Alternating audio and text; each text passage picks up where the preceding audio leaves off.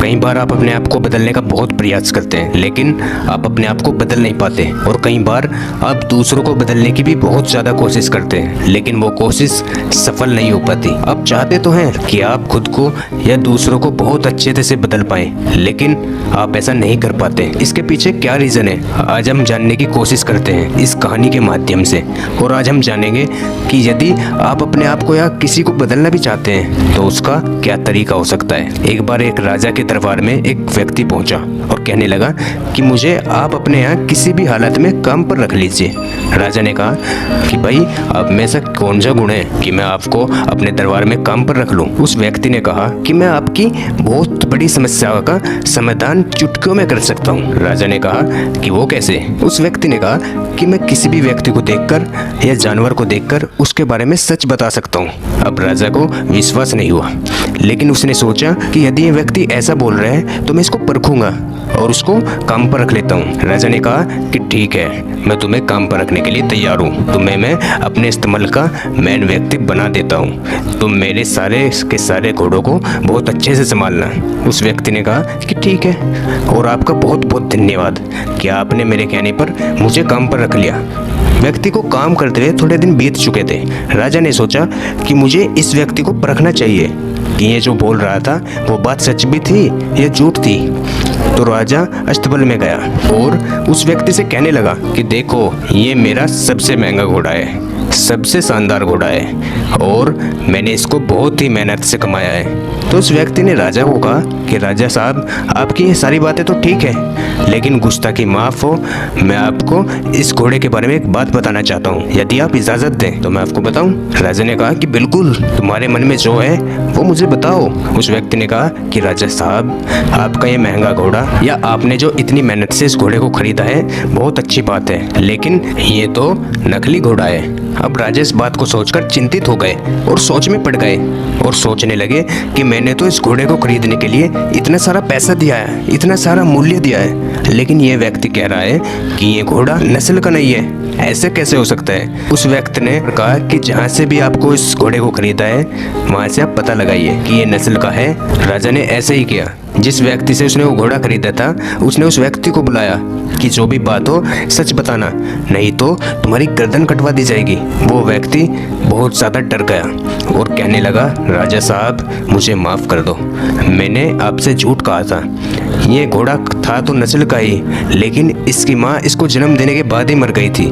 मैंने सोचा कि अब क्या किया जाए, मुझे इस घोड़े को बचाना था और इसलिए मैंने इस घोड़े को गाय के साथ रख दिया और गाय के साथ ही ये घोड़ा धीरे धीरे करके बड़ा हुआ और जब आप मेरे पास आए तो मैंने ये घोड़ा आपको दे दिया। राजा को उसकी इस बात पर बहुत ज़्यादा गुस्सा आया कि तुम मेरे साथ ऐसा कैसे कर सकते हो, लेकिन वो राजा खुश भी हुआ कि उन्हें सच का पता चल चुका था। वो उस व्यक्ति पर बहुत ज़्यादा खुश हुए कि तुम्हारी वजह से मुझे सच्चाई का पता चला है और मैं तुम्हें इनाम देना चाहता हूँ। राजा ने कहा कि मैं तुम्हें बहुत सारी भेड़ बकरियाँ और मुर्गी इनाम में देता हूँ, जाओ मेरे लिए और काम करो।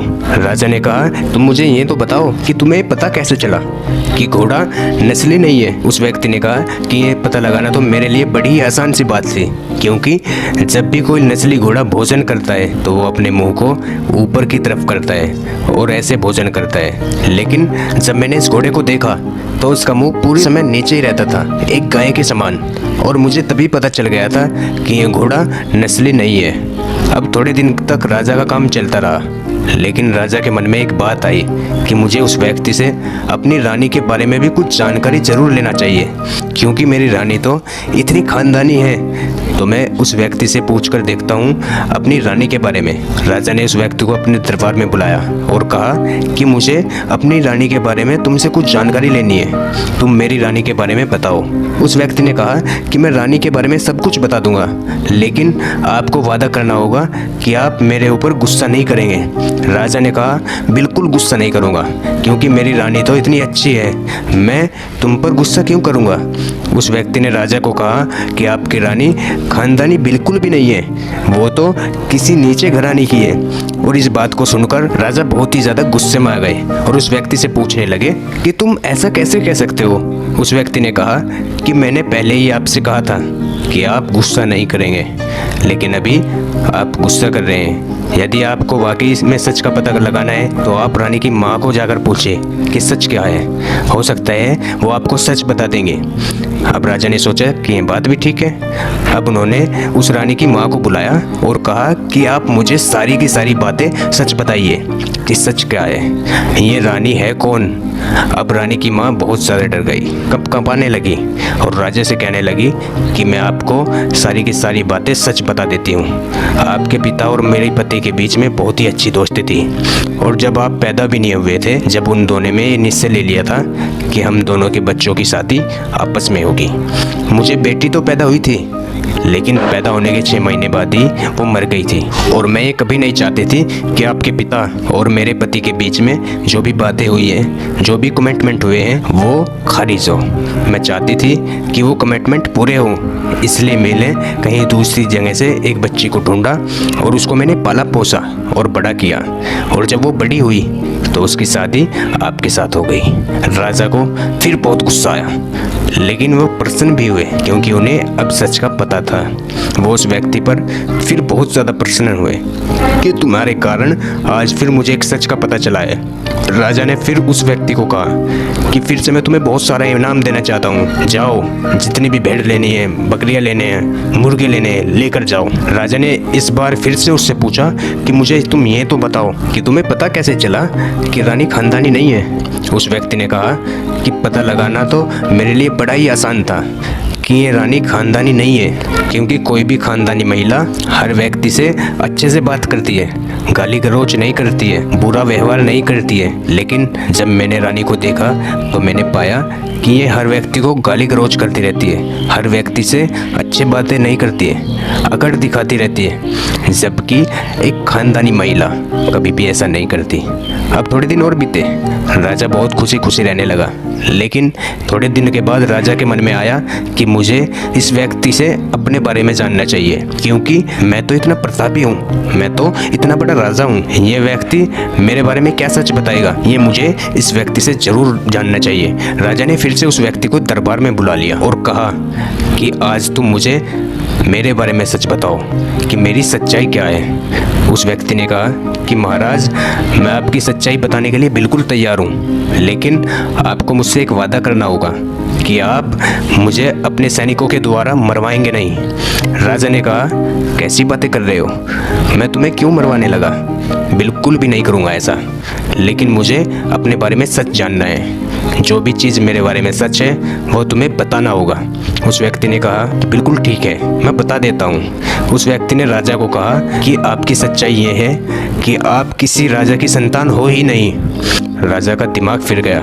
राजा सोचने लगे कि ये कैसी बेहूदी बात कर रहा है, मैं इतना बड़ा राजा हूँ और ये व्यक्ति कह रहा है कि मैं किसी राजा की संतान ही नहीं हूँ। वो फिर से गुस्सा हो गए, लेकिन व्यक्ति ने कहा कि आप इस बात को अपनी माँ से पूछ सकते हैं, सच्चाई को जान सकते हैं। राजा अपनी माँ के पास गुस्से में गया और पूछने लगा कि माँ, मुझे सच्चाई बताओ कि मैं कौन हूँ, मैं कहाँ से आया और वाकई में मैं राजा की संतान हूँ या नहीं हूँ। राजा की माँ ने सच्चाई बताई कि जब तुम्हारे पिता और मेरी शादी हुई तो उसके कई सालों बाद हमें कोई भी बच्चा नहीं हुआ, कोई भी संतान नहीं हुई, लेकिन इस राज्य को चलाने के लिए एक उत्तराधिकारी तो चाहिए ही था और हमारे यहाँ पर एक गडरिया काम करता था, उसे पुत्र धन की प्राप्ति हुई थी जो कि तुम हो और तुमको हमने गोद ले लिया, पाला पोसा, बड़ा किया और आज तुम राजा बन गए। राजा का दिमाग बहुत ज़्यादा खराब हो रहा था, लेकिन वो खुश भी था क्योंकि उसको सच का पता चल गया था।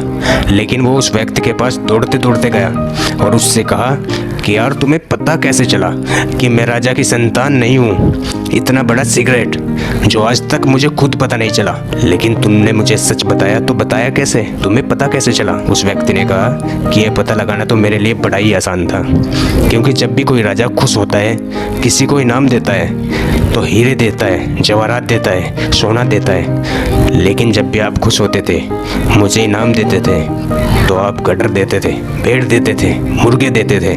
और उसी वक्त मैं समझ गया था कि आप एक राजा की औलाद हो ही नहीं सकते।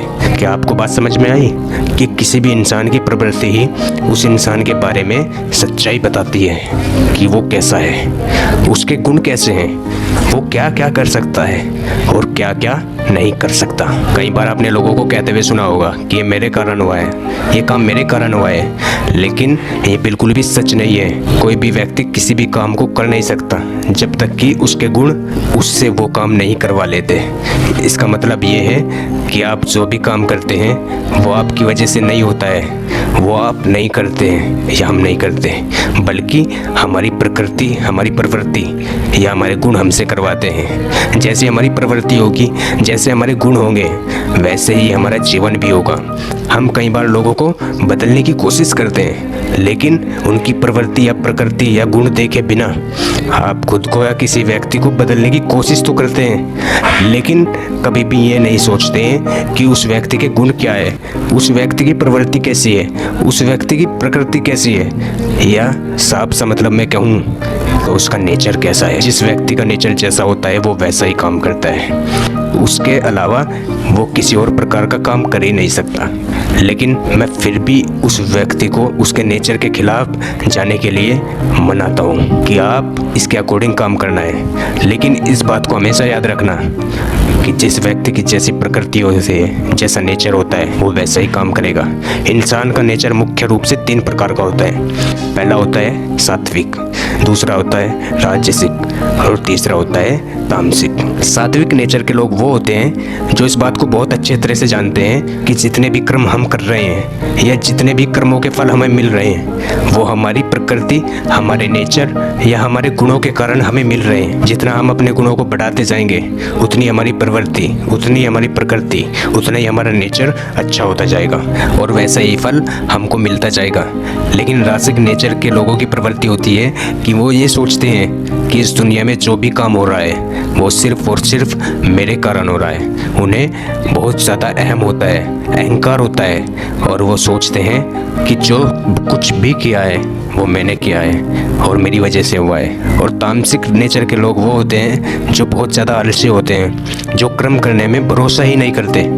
उन्हें बहुत ज़्यादा नींद आती है, आलस्य आता है और वो किसी भी काम को ठीक से नहीं कर पाते हैं। उन्हें लगता है कि बस मुझे आराम की ज़रूरत है और मैं आराम करता रहूँगा तो मुझे सब कुछ मिल जाएगा, मैं यहीं पर बैठा रहूँगा मुझे सब कुछ प्राप्त हो जाएगा।